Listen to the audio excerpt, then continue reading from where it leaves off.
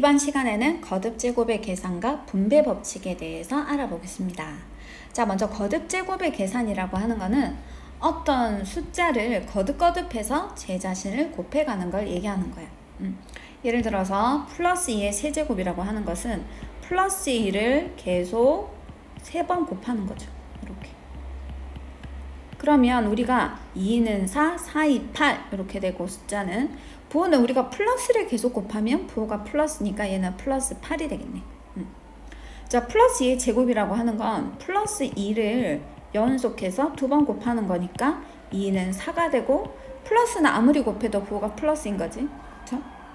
자, 마이너스 2의 세제곱은 뜻이 마이너스 2를 연속해서 3번 곱하는 거에 되는 거니까 자, 요렇게 될 거고. 그럼 이 3번 곱하면 아까 8이었고, 자, 여기서 부호 좀 조심합시다. 자, 우리가 곱셈에서 마이너스를 곱할 때 마이너스의 개수가 홀수개가 되면 부호가 마이너스였죠. 그리고 짝수개를 곱하면 플러스였지. 그래서 마이너스 2를 3번 곱했기 때문에 계산하면 마이너스 8이 되는 거야. 자, 마이너스 2의 제곱은 얘는 마이너스 2를 2번 곱하는 게 되는 거고, 자, 얘는 2는 4가, 숫자는 4가 되는데, 자, 마이너스가 지금 한 번, 두 번에서 짝수개, 2개니까 얘는 부호가 플러스가 되는 거지. 자, 잘 기억을 해둘게요. 마이너스를 홀수번 곱해주면 마이너스가 되고, 마이너스를 짝수번 곱해주면 플러스가 된다는 거. 자, 그런데 주의할 점이 있는데, 우리가 마이너스 3에 괄호가 있어 통째로 제곱한 것과 괄호 없이 그냥 마이너스 3의 제곱은 서로 다르거든. 어떻게 다르냐면 마이너스 3의 제곱은 우리가 조금 전에 한 것처럼 마이너스 3을 통째로 2번을 곱한다는 뜻이기 때문에 얘는 마이너스가 2번 곱해져서 짝수개, 그래서 플러스 9가 되는 거고, 그런데 마이너스 3의 제곱은 뜻이 뭐냐, 얘는 마이너스는 그대로 두고 3만 2번 곱해서 제곱을 한다는 뜻이란 말이야. 그러니 얘는 마이너스가 한 개, 즉 홀수개밖에 없으니까 부호가 마이너스고 3, 3은 9가 되는 거지. 그래서 요 두 개의 결과는 서로 다르다고 하는 거, 괄호가 있는지 없는지를 잘 봐둬야 된다는 거. 자, 그럼 문제를 풀어보겠습니다. 자, 다음을 계산하시오. 플러스 2의 5제곱은 자, 2를 5번 곱하면요, 2는 4, 4, 2, 8, 8이 16에 16 곱하기 1을 하면 32가 되거든. 그래서 요거는 32가 되고, 자, 플러스만 곱했으니까 부호는 플러스겠지. 자, 플러스 생략해서 안 적었습니다. 자, 마이너스 4의 세제곱은 뜻이 뭐냐? 자, 얘는 4를 3번 곱하는 거죠, 우선. 자, 4를 3번 곱하면, 자, 4, 4, 16. 16 곱하기 4를 하면 64. 그런데 마이너스를 3번 홀수번 곱했으니 부호는 마이너스 64가 될 것이다.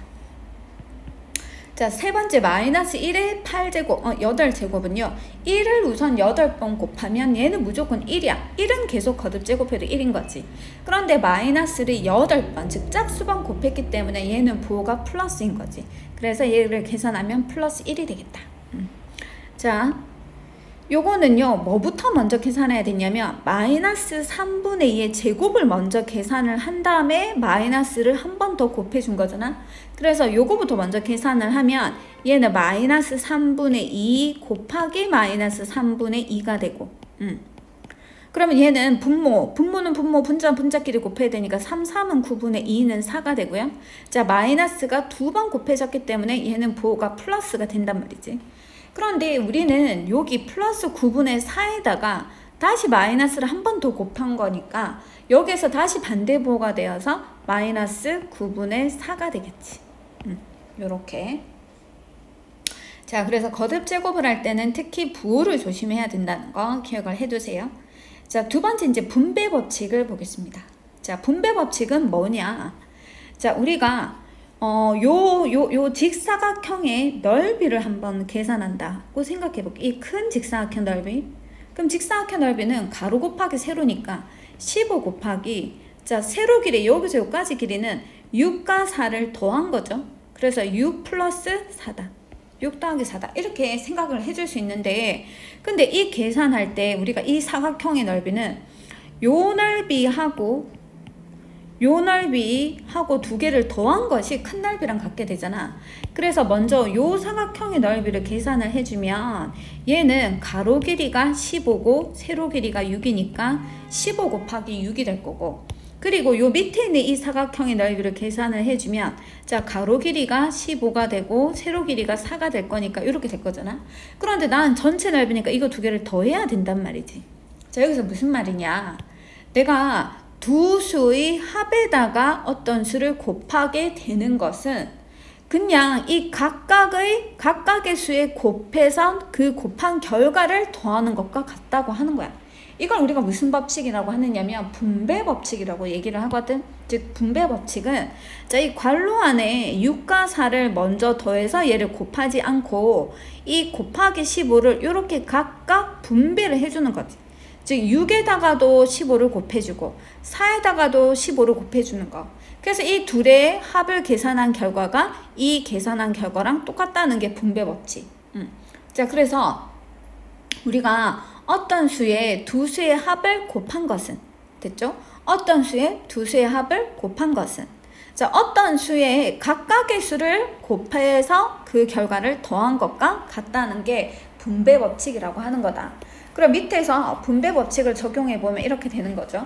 A 곱하기 B 플러스 C는 어떻게 한다고? 얘를 A 곱하기를 B에도 분배해주고 C에도 분배를 해준다고 하는 거야. 그러니까 B에다가도 A를 곱해주고 그리고 C에다가도 A를 곱해준다 이 말이죠.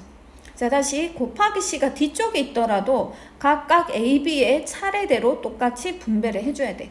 그래서 A에다가도 C를 곱해주고 플러스 B에다가도 C를 곱해준다 이 말인 거지. 그런데 분배 법칙은 분배만 해주는 게 분배 법칙이 아니고 요 공식 자체가 분배 법칙이 되는 거니까 거꾸로 얘가 똑같이 이제 A 곱하기가 있을 때 묶어내서 이것과 같다고 얘기하는 것도 분배 법칙인 거죠. 그래서 얘를 A 곱하기가 똑같이 들어있다. 그러면 얘를 어떻게 한다고? 묶어낼 수 있다는 거지. 그치? 요렇게. 그래서 A 곱하기를 묶어내면 남는 게 지금 B가 중간에 남았고 그리고 더하기 그리고 C가 남은 거지. 여기에다가 C 이렇게 되겠니? 자 우리가 이렇게 생각하면 돼. 지금 A 곱하기 B A 곱하기 C 이렇게 됐잖아. 내가 A 곱하기를 묶어낸 거잖아. 묶어내고 남는 걸 어떻게 하냐면 묶어내면 A 곱하기 지워봐. 여기 자 여기도 지금 A 곱하기 지워봐. 그럼 남는 게 뭐 남았니? B 더하기 C가 남았지. 그러니까 이 남는 걸 그대로 이 괄호 안에 이렇게 적어주면 돼. 됐지? 이렇게. 자 마찬가지로 뒤에 곱하기 C가 있을 때도 마찬가지입니다.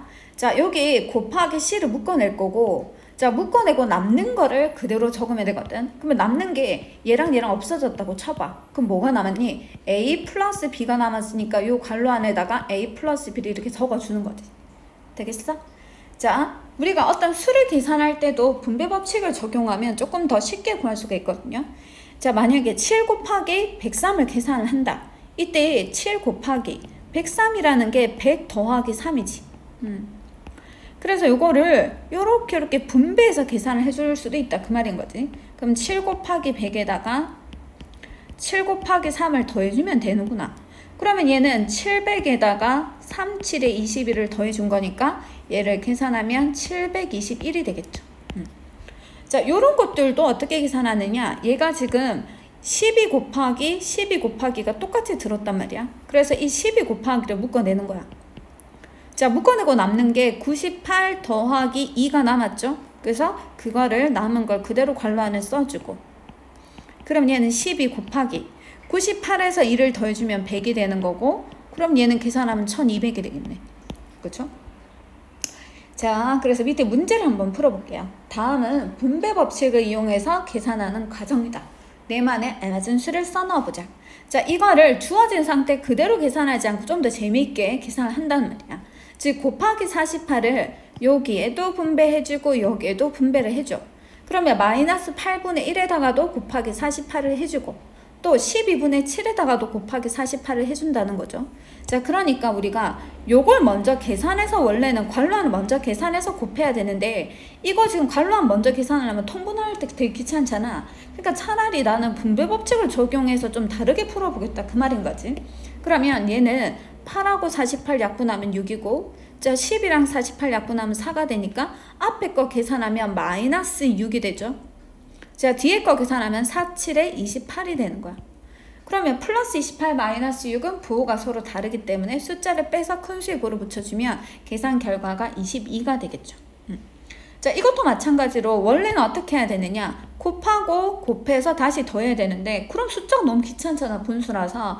그러니 이걸 다시 다른 방법으로 어떻게 본다. 아, 여기에 보니까 32 곱하기 32 곱하기가 똑같이 들었구나. 그럼 나는 얘를 앞으로 묶어보겠다, 그 말이야. 그래서 32 곱하기를 묶어내고 남는 게 49분의 115와 49분의 32가 남았으니까 얘를 괄호 안에 적어주면 얘는요, 계산을 하면 49분의 더해주면 147이 돼. 그치? 그럼 147과 49를 나눠주면 얘는 3이 되지. 약분을 해주면 3.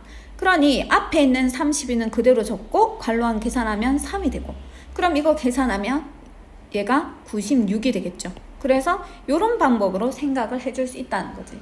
특히 우리 여기 분배법칙 되게 중요하거든요. 분배법칙. 이거 정말 중요하니까 잘 기억을 해두세요. 분배법칙 어느 때 어떻게 적용하는지.